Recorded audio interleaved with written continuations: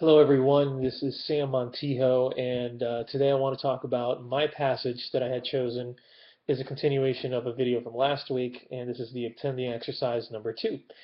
And Luke 5, Luke chapter 5, verses 12 through 16 is the story where Jesus heals a man with leprosy. And there was a few questions that were posed this week about what the passages meant to us. And I just wanted to go through some of my responses that I had given according to the passage of scripture that I had read. First question was, what is the bad news in this passage and what is the good news in this passage?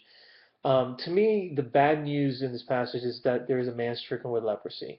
It was a horrible disease during Jesus' time, and anyone that had this disease would be basically outcast from the society. You were not allowed to interact or touch anyone with leprosy. Um, but the good news of this passage, of this story, is that this man had the wherewithal, the faith to approach Jesus and say, Jesus, if you were to touch me, I know I would be clean. Now, this is significant because for two reasons. The word um, clean, again, they were considered unclean. Anyone with leprosy was considered unclean and therefore strictly prohibited to be touched.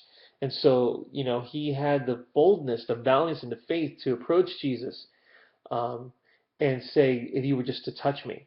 And so this was a big step of faith for this man. And we all know that reading the story, Jesus was moved by this faith and that he did reach out his hand and touch him, and he was healed immediately. The second question is, what are humans doing in this passage? What is God doing in this passage?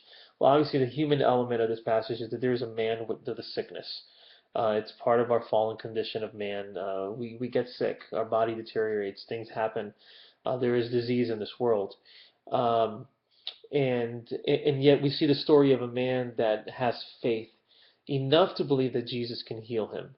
The other humans that we see throughout the story is in this passage actually, even though they're not mentioned by name, that we know that there are crowds of people that try to follow Jesus and find Jesus because they too want to be healed when they had heard of the news of the healing. What is God doing in this passage? God is doing what He always does. He shows Himself to be real. He shows Himself to be the God of the impossible. When man says something is impossible, God relishes in the opportunity to show Himself as a God of the impossible. And so He performs His healing. Jesus performs the healing, and immediately this man is healed. Only something that is supernatural, only something that God is capable of doing. Um, the third question is, how many different places, characters can I stand in this passage? I got to be honest, I didn't quite understand the question. I don't know if there was a grammatical error somehow. Maybe I'm just misreading it.